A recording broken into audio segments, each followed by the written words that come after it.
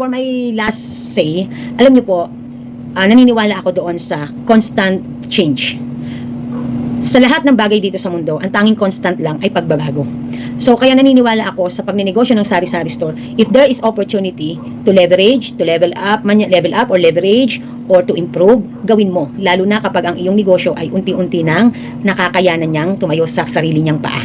What I mean is, kaya na niyang magbigay ng magandang kita sa'yo at kaya na niyang masustain yung improvement na gusto mong ibigay para sa kanya. Ika nga nabibili na niya ang luho niya.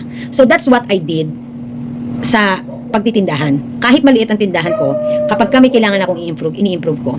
Sinusulong ko yung sinusulong ko yung ugaling bago ka pa lang sa pagtitindahan, magtipid ka. At kung may mga resources na mga recycle para yun ang gamitin mo na magamit para sa ikagaganda ng display at pag-ayos ng tindahan mo, ay gawin mo. But, syempre, for me, kung kaya na ng tindahan, gawin mo. So, kaya gusto kong i-share sa inyo yung mga simple things na nai-improve pag nag-i-improve ako at binibili ko para sa tindahan na nakakatulong din para sa mas smooth, organized na pagninegosyo. So, sana bumili kayo kung ano man yung produkto dyan, no? So, ito guys, nabili ko ito nung nandun pa ako sa second store ko. So, yung bago kami napunta rito. So, napakalaking pakinabang nito kasi alam niyo po kung bakit mas napoprotektahan ang mga gamot dahil nakaseparate siya. So, kapag may naghanap ng gamot, may bumili ng gamot, mas naibibigay mo yung quality ng gamot. Not just only quality yung brand, but also quality kasi hindi siya na dudurog, napipingkog kasi nga nakaseparate. Kasi kung nakagarapon yan, syempre, 'di ba? Hahalukayin mo pa kasi Biogesic pala yung binibili or Bioflu. So kung iyan ay nakagarapon tapos sama-sama, 'di ba? But hindi ko naman kayo pinupush na gumastos kung hindi pa naman kailangan. So syempre, yung improvement, gagawin natin yan kapag alam natin na kaya na ng tindahan natin. So kaya ito napakalaking bagay talaga sa akin. So iyan ay isa sa mga wise purchases ng Mami Park, no? Isa rin sa masasabi ko na wise purchase ng Mami Park ay itong mga, medyo madilim lang guys kasi nakasara na ako. Itong mga organizer ko. So, ang laking bagay niya kasi sa harap nakikita ng mga tao yung mga available na mga conditioners and shampoo. At kung gusto niyo naman mga condiments ang ilagay niyo diyan. So, ito po ay lalagyanan siya na transparent, no, na acrylic. Kunat na makunat ang kanyang, napakakunat ng plastic. Napakaganda po nito. So, maganda po iyan na mapundar nyo para sa mga shampoo nyo. So, dati, ang pinaglalagyan ko ng mga kalas ay karton ng sesto. But syempre, we adapt improvement, we adapt changes, 'di ba?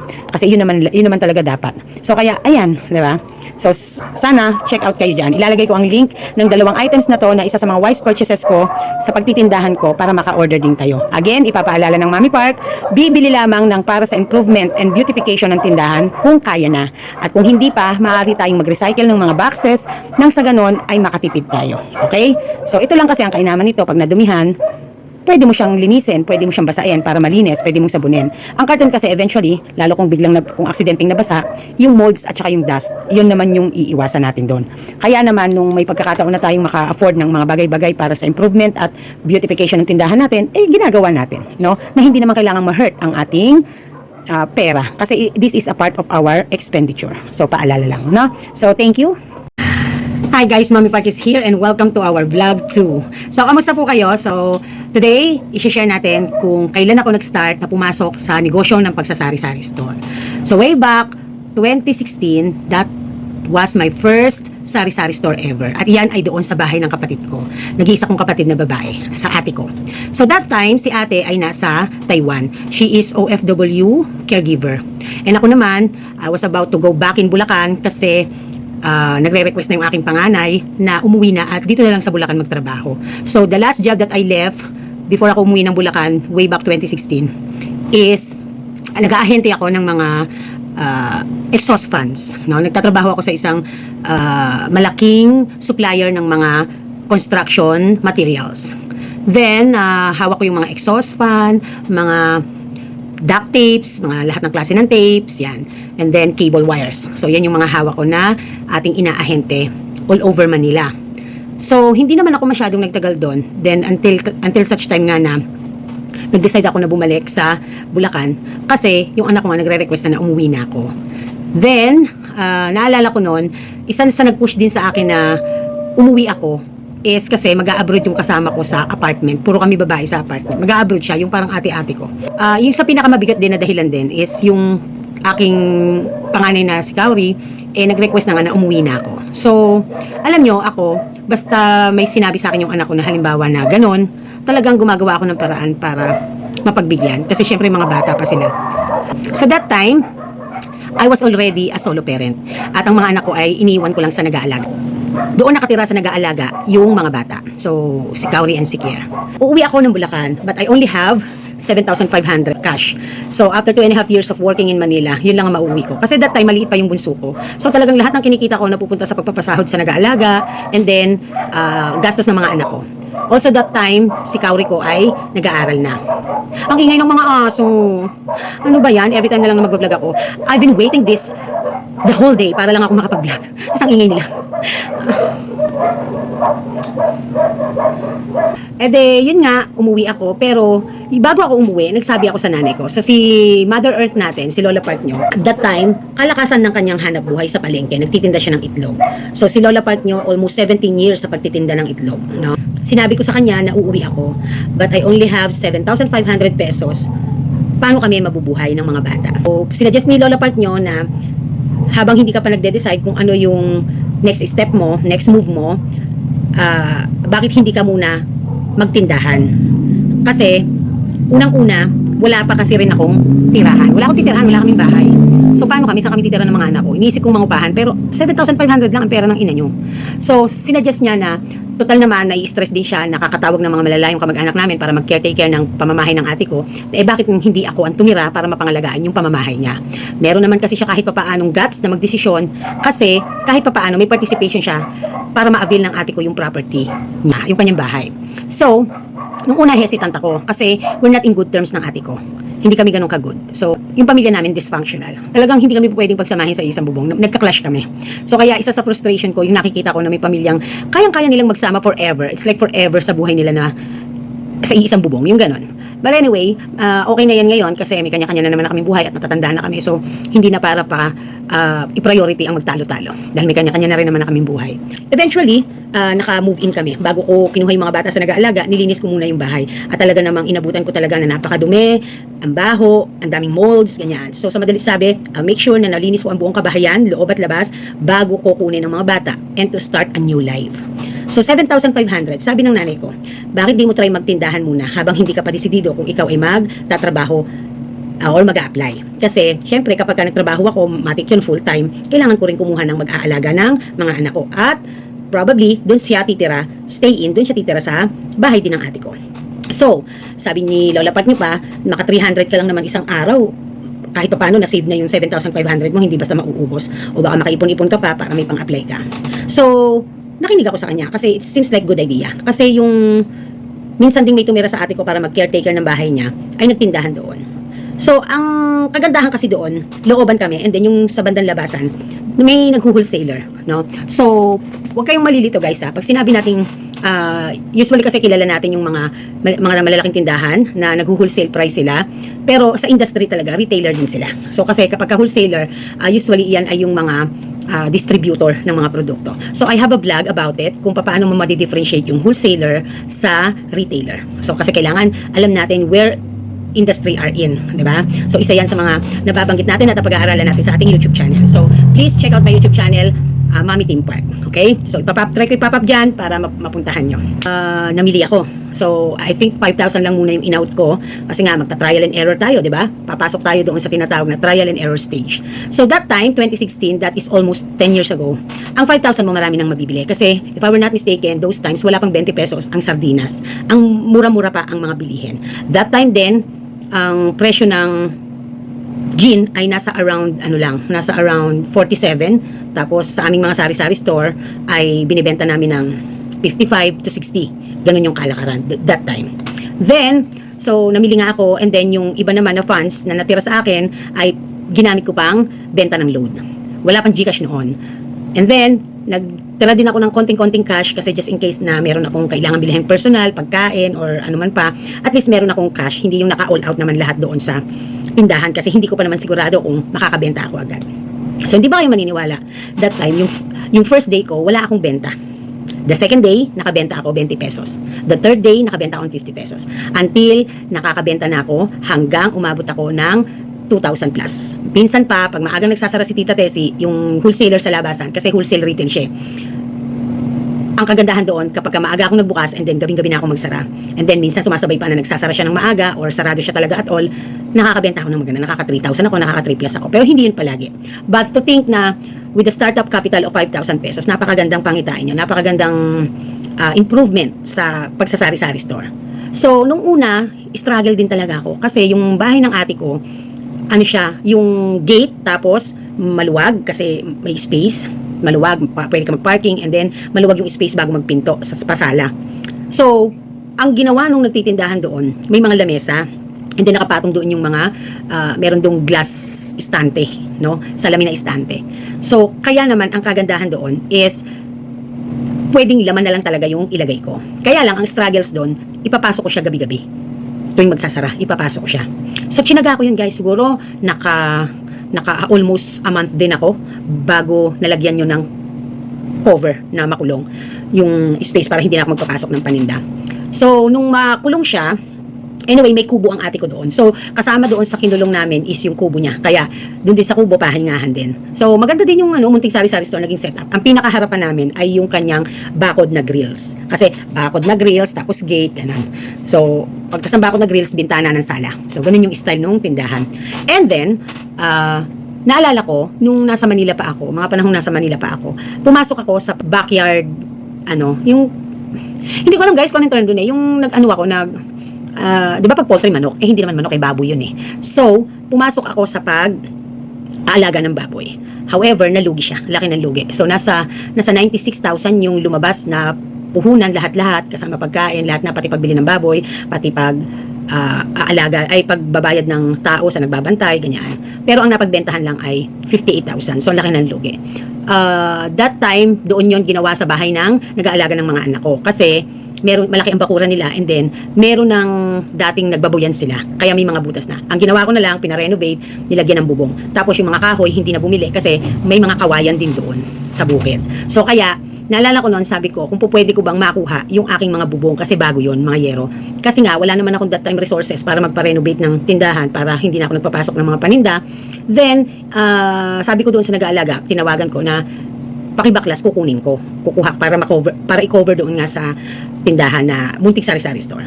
So, nangyari ang lahat with the help of my eldest brother na si Michael at saka yung aming youngest na kapatid na si Marvin. So, nagawa. So, it's very, very, big help that time kasi talagang, imagine, hindi na ako nagpapasok ng paninda. And good thing pa doon, dahil ang tubig doon sa lugar ng ate ko ay talagang maghihintay ka sa gabi, mapupuyat ka. Yung tipong pinapasa ka, nakakahintay ng tubig. So, napupuyat ako. So, halos magdamag akong nagbabantay ng tubig at nagpupuno kasi yun yung pagkakataon para makapag-ipon at makapaglaba. Then, habang ganon, bukas ako pero I'll make sure na close ang gate, I'll make sure na safe ako. And that time, wala akong budget para sa internet. Ang ginagamit ko nun, yung Globe Tattoo Pocket Wi-Fi. Tama ba ako? Yun, naalala ko. Yun yung ginagamit ko for Wi-Fi connection. Ang hilig ko manood ng mga Korean novelas and Korean movies. Habang naglalaba, habang nag-i-stock ng tubig sa mga malalaking drum, and also habang nagtitinda. So may pailan-ilan na nabibili ng alak, sigarilyo. So wala naman akong tinda that time na Red Horse. Ang tinda ko lang ay gin at saka Emperador. So wala akong Red Horse that time. Soft drinks meron ako. Then, tsaka Yossi, yan, tsaka yung mga basic needs. And then, after that, tumating yung ate ko kasi kailangan niyang umuwi dahil meron kaming kailangan asikasuhin dahil may nireklamo kaming kapitbahay tungkol sa kanal. Then, sabay na yung bakasyon niya na yon, sabay nung pag-uwi niya na yon, ay pinagawa niya yung kanyang sala, pinagawa niya na tiles. At isinabay na rin yung tindahan na i-improve na yung kalahati concrete and then yung kalahati steel matting. So, alam ko pinahiram ako ng nanay ko ng 5,000 inutang sa Bombay kasi that time ang nanay ko nasa palengke, and then para maibayad sa ate ko, maidagdag doon sa pagpapagawa. Yung ibang excess na nadamay na doon sa naging budget ng pagpapagawa nga niya ng sala niya na pinatiles niya. Kasi dati medyo malalim pa ganun kasi eh. Then naka-elevated yung kusina. Then yung sala medyo mababa. Then pinapantay niya na yon. At yun nga pinatiles niya.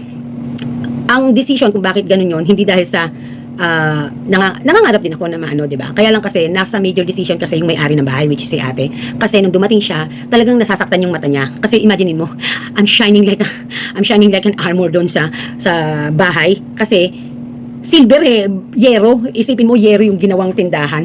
So, pag mataas na ang araw, talagang nagsha-shining, shimmering, splendid ako doon. So, sa tingin ng ate ko, napakasakit sa mata. Kasi, syempre, pamamahay niya yun, naintindihan ko naman siya, na for her, na parang naging iskwa ang dating. Pero, hindi naman iskwa. Kaya lang, masagwa nga talaga. Kasi, ang ganda ng bahay, tapos, maayos yung bahay, tapos, biglang may ganun sa labas, di ba? Doon sa garahe. So, kaya happy na rin ako na nagkaroon ng pagkakataong ma-renovate yung tindahan. And so, bumalik siya ng Taiwan kasi tapos na yung bakasyon niya at nagpatuloy din ako sa pagnenegosyo. Until such time na bumalik ulit na si ate. Tapos na yung kanyang kontrata. Actually, parang early end contract, ganon. Nagpaalam siya ng maayos sa employer niya. So, pinayagan naman siya. Then, ang nangyari pa niyan, nakasama ko siya. So, dahil nga, di ba, sabi ko nga sa inyo, hindi namin maintindihan bakit hindi namin kayang mga magsama-sama sa isang bubong. Lumalabas yung mga personal na issues, ganyan, hindi maiiwasan, lalo na pagod yung isa, stress yung isa, ako ganon, ganyan. So, hindi kami dumating doon sa punto talaga na parang sister and best friend, yung ganon yung dating. Parang hindi kami sister best friend, parang hindi kami yung ganon. Pero, hindi ko naman yun masyadong inaano. Kasi ang focus ko those times, mga anak ko. So, to be fair sa kanya, dahil siya naman ang may-ari ng pamamahay, and also para walang gulo at wala na ring mga kung ano-anong issues.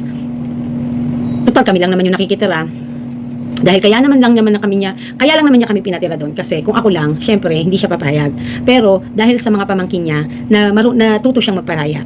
So isa sa pinagpapasalamat ko pa rin na kahit ano man pa yung nangyari noon, maganda naman yung naging hangarin niya. Kaya kami pinatira dahil sa mga pamangkin niya. So yun ang kagandahan sa amin naman na pagdating naman sa mga anak-anak namin, kaming mga adults, kami lang yung may issue. Pero pagdating dun sa mga bata, wala dapat issue. Yun naman kami. Doon naman sa bagay na yun, naging matured naman kami doon. 1 week before ako nakahanap ng bagong lilipatan na apartment, binebenta ni Kauri yung mga paninda namin. So si Kauri that time is only 7 years old. And already I trained her para matutong magtinda kahit papaano. So at the age of 7 years old, na-expose siya na na-train ko siya kahit papaano. Kahit papaano yung maidlip ko ng konti, siya makakapagtinda. Kasi lagi akong puyat those times. So nagkataon naman na iyon ay bakasyon. Kaya naman si Kauri ay lagi ding nasa bahay. At siya ang nagtitinda-tinda isang linggo bago kami umalis. Kasi ang hirap na baka mamaya yung malipatan naming bahay, hindi pala ako pwedeng magtindahan. So kailangan may dispose na yung mga items ko. So yung items ko, kasi 5,000 lang talaga yung ini-startup ko na pambili ng budget na nagsimula ako. From 5,000 or 6,500, naging 30,000 yung worth nung tindahan. Plus, bukod pa yung load. So, nasa 1,000 plus yung load. Kaya, pero, dahil nga sa hindi masyadong ganun ka-focus yung pagtitinda nung that time, ang nangyari, nagagastos namin yung nabibenta kasi hindi na rin ko pinamimili, hindi ko na ibinabalik kasi nga, aalis na kami. So, that time, ang meron lang akong gamit, refrigerator na maliit, no? And, kalan na double burner, single burner lang yata yun or double burner. Then Durabox namin ng mga bata, lalagyan ng damit, at saka ilang pirasong unan at saka ilang pirasong kumot. Yun lang yung meron kaming sariling gamit. Kasi nung nag-move kami sa bahay na yon, halos nandun na lahat ang gamit na pwedeng gamitin ng isang taong nakatira sa bahay. So ibig sabihin, wala akong kaldero, wala akong plato, wala akong ganon. Pero meron akong kalan at meron akong refrigerator. So nag-move kami sa pangalawang apartment, natatandaan ko, that was 2017. April din ulit. So, nag-move kami tumira kami sa bahay ng ate ko, 2016, April, approaching April.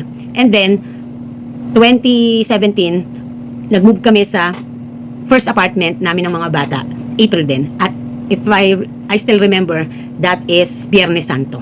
So, sobra talaga akong masayang-masaya na nakahanap ako na mura naman kahit papaano. At nandun yung mga kailangan namin. CR, kusina, and then maluwag-luwag na space pa.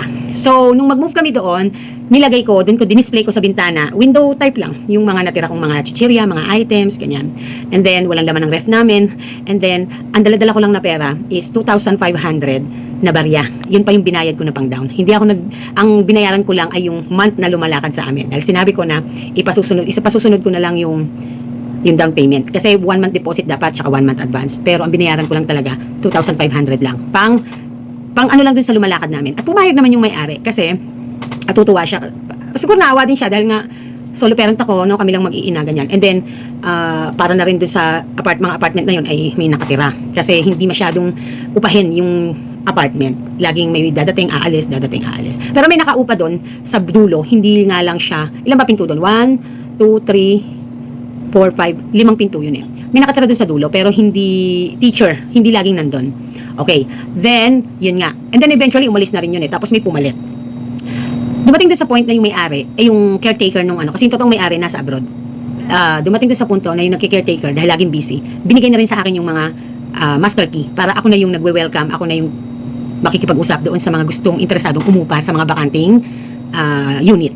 Then, nagtindahan ako doon. Naalala ko nun, sabi pa nung ni Ate Remilyn ba yun? Sabi niya, ni Ate Remy, sabi niya, kung gusto mo, sige magtindahan ka dyan, maganda yan. Kasi para meron kang pagkakitaan. Kung gusto mo, magtinda ka din ng mga alak. Dahil may ref ka naman, mga Red Horse, meron akong basyo dahil meron kami dati ding tindahan.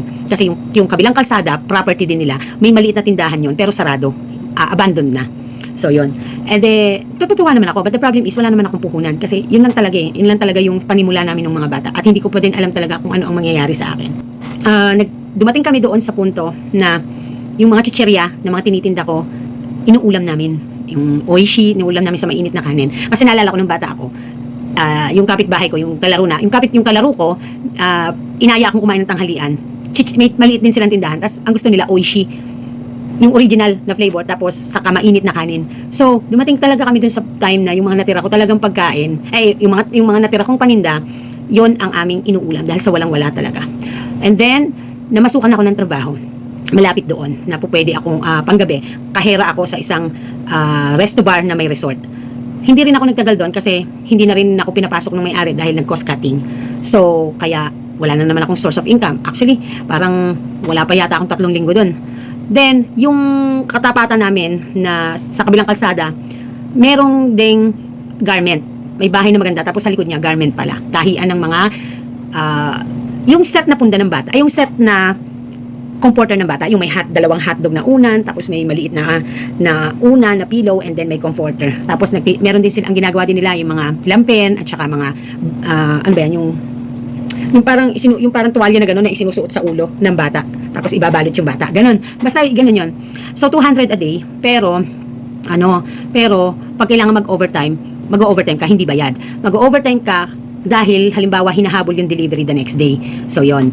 Kailangan mo mag-OT pero hindi bayad. Pamimeriendahin lang. So, that time din, pumapasok na sa school ang mga anak ko. Pumapasok na rin yung bunso ko. So, 2 na sila na nag-aaral. So, sa tanghali, sinusundo ko sila.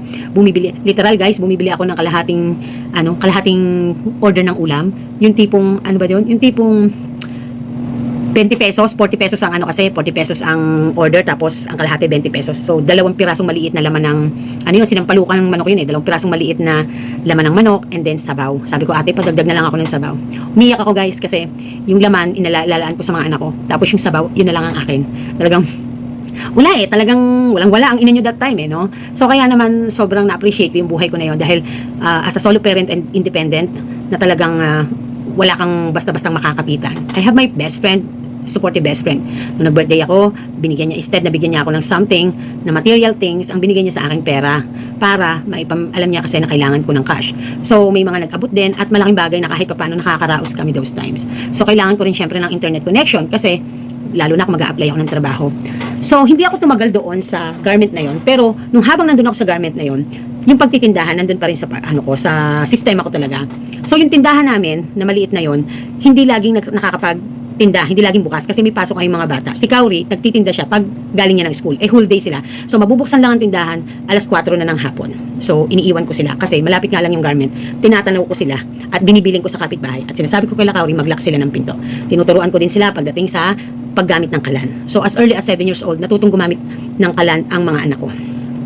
Marunong na silang magbukas at magpatay ng kalan, at matik na bago sila matulog ay iaayos nila, i-off nila yung mga dapat i-off, at ilak nila ang dapat na mga ilak. Ganon yung naging buhay. Hindi nafokusan yung pagtitindahan kasi nga hindi ganon kabili, na in a sense na yung tipong tatangahan mo siya maghapon para umasa ka kung makakabili ka man lang ng 1 kilong bigas. So, talagang I need to work. Yun talagang kahit pa paano may i-expect ako na sahod. So, kaya namasukan ako na malapit na garment sa amin. And those times, syempre yung mga bata, di ba? Nag-aaral, baon, kuryente pa namin. pagkain. So talagang sobrang napapraning din ako noon dahil hindi talaga sapat eh. So, bago pa ako umalis doon sa garment na yun, ang ginawa ko, since hindi naman ako open ng maghapon at alas 4 na ng hapon na i-open ang tindahan, ang ginawa ko, meron akong Durabox na maliit na ganyan, yung parang Megabox pala. Nagpaalam ako sa may-ari ng garment, sa boss namin na magtitinda ako ng mga biskwit, mga kutkuten para sa mga mananahi, saka sa mga nagtitrim at mga nagtutupi. So, ako ang trabaho ko, nagtitrim at nagtutupi ng mga lampin at kung ano pa yung dapat i-repack doon. Kasi dinadala yan sa Divisoria. Then, magtitinda ako ng merienda, yung mga gustong merienda ng alas 10 ng umaga at alas 3 ng hapon. So, pinayagan naman ako ng may-ari ng garment, yung amo namin. And then, pinabali pa nga niya ako para makabili ako ng Telmos kasi para merong mainit na kape at saka Milo yung mga mananahi. So, ang kagandahan naman that time, meron akong electric kettle. Kaya mabilis lang sa akin na magpakulo ng tubig at meron din naman akong kalan. Kaya mabilis sa akin makapaglagay ng tubig, puno ng mainit na tubig sa Telmo. Bumili ko ng Telmo, 200 plus ang bili ko, and then yun nga, may dala-dala akong mga biscuits, may dala-dala akong mga kutkute ng mga corny-corny para doon sa mga mananahe. So, sa madalit sabi, doon lumalabas talaga yung diskarte kapag ka talaga in times of kahirapan. So, eventually, nag-resign ako kasi talagang sabi ko hindi sasapat. Nag-aabot-abot na yung aking renta sa bahay. So, another expenses pa yun. Actually, yung dapat ang priority, isa sa priority yun, ang renta ng bahay. So, I go back to Manila. Before I go back to Manila to work, tumawag ako doon sa dating nag-aalaga sa mga bata. Nung unang nasa Maynila ako. Sabi ko, sino ang available? Kasi yung mga apo niya, mga dalaginding na. No? At mga tapos na ng high school. Yung iba naman huminto. Kasi kako, babalik ako ng Manila. Kailangan tumira sa akin, mag-aalaga ng bata. Asikasuhin ng mga anak ko sa pagpasok at saka yung mga damit, lalabahan. May washing machine ako. Eventually, nagkaroon ako ng washing machine. Kasi ang nanay ko tumama sa wedding, pinuntahan ako, binigyan ako pambili ng washing machine.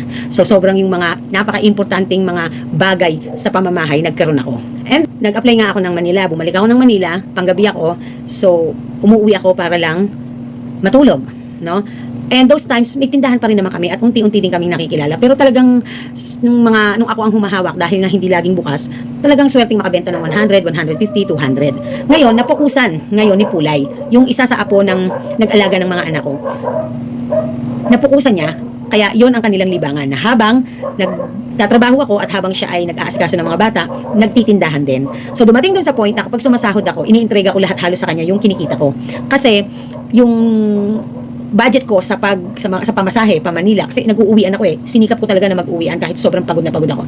Nag-uwian ako. Yung budget ko sa pamasahe ng uwian, ang ginagawa ni Pulay, pinamimili niya muna yon para kumita pa. Nagkataon si Pulay, malakas ang dating. So, nakot ang atensyon ng mga binabinatilyo doon. So, nagpapapansin kay Pulay to the point pa na may nagbabato sa bintana namin sa likod ng kusina, tapos may letter, nakakatawa. So, kahit wala kami nung ibang items, pabalik-balik sila, ate, meron ka na bang ganito? Ate, meron ka na bang ganito? Ganun sila, guys. No? Kahit bago pa dumating si Pulay, ganun na yung mga kabataan. Ang lakas ng attraction ko pagdating sa mga kabataan sa hindi attraction in a way na may gusto sila. Yung vibes ba, na gusto nila yung tindera. Nakakatuwa. Ganon yung attraction ko pagdating sa pagsasari-sari store. Ang dami kong na-encourage na mga customers na bumili sa akin kahit may existing mga tindahan na sa mga pinagtitindahan kong lugar.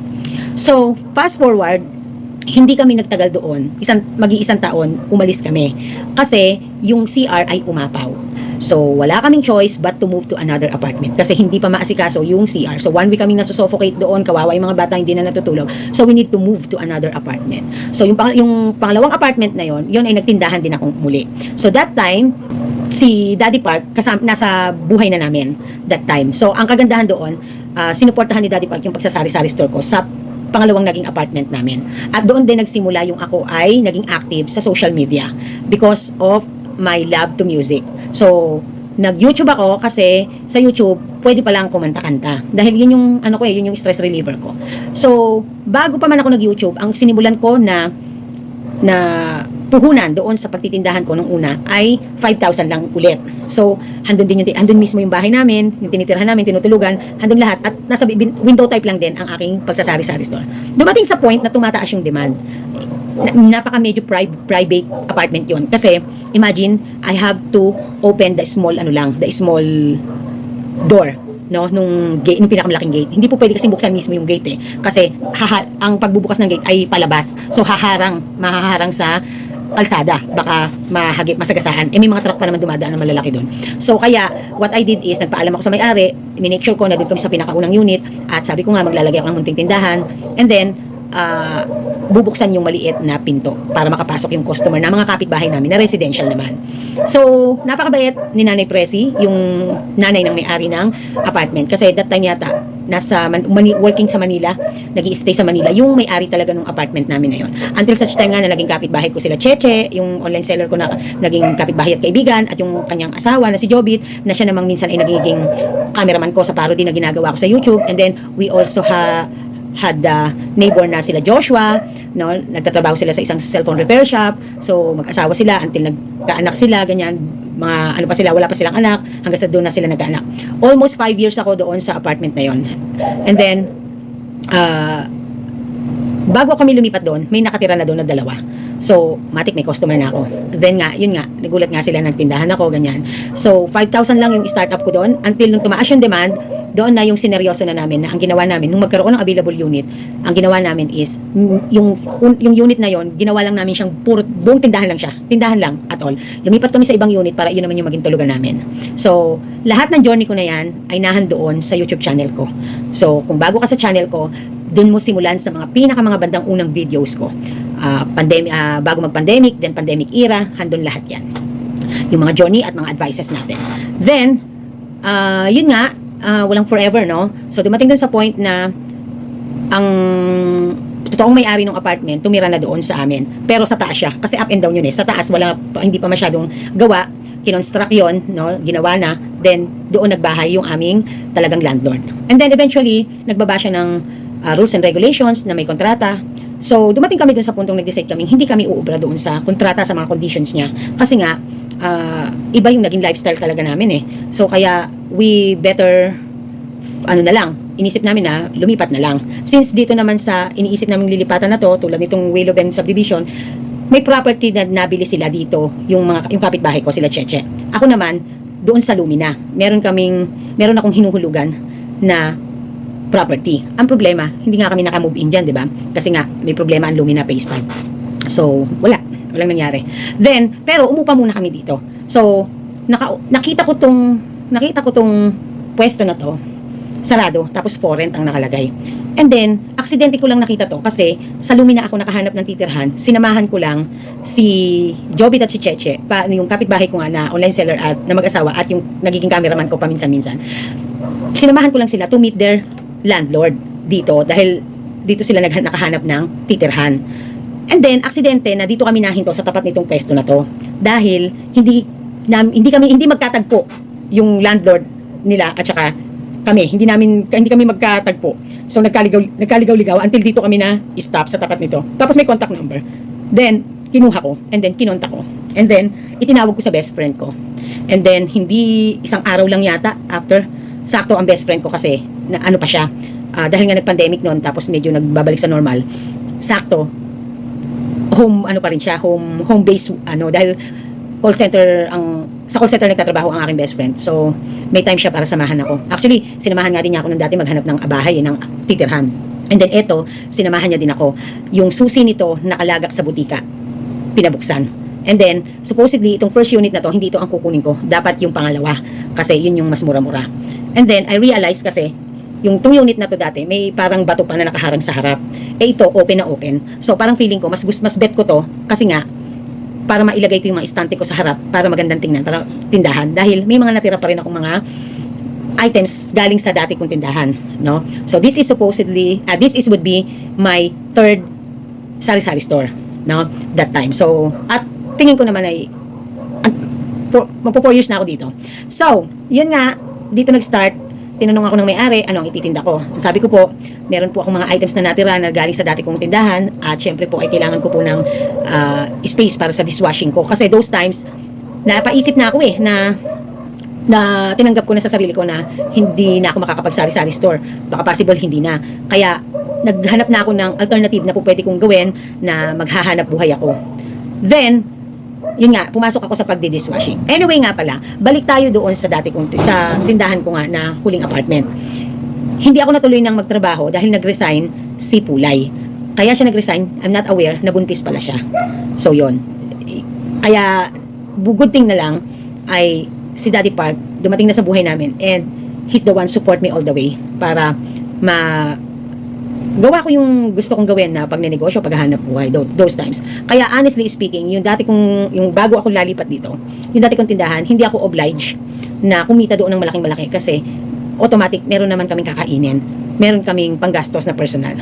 So, yung kinikita ko doon, kung sinong lalapit sa pamilya, sa kadugo, at kung meron akong ibang extra gustong bilhin, ay yun ang ginagamit ko, yung kinikita ko sa pagtitindahan doon. Until such time nga na nag-pandemic, hindi na ganun tulad ng dati yung sales, no? Kasi una, nagsisales ako doon ng 300 nung maliit pa. Nung lumaki-laki na, nagpa 500 na, hanggang sa nag 2,000, 3,000, 4,000, hanggang sa nagsi 6,000, 7,000 pa a day.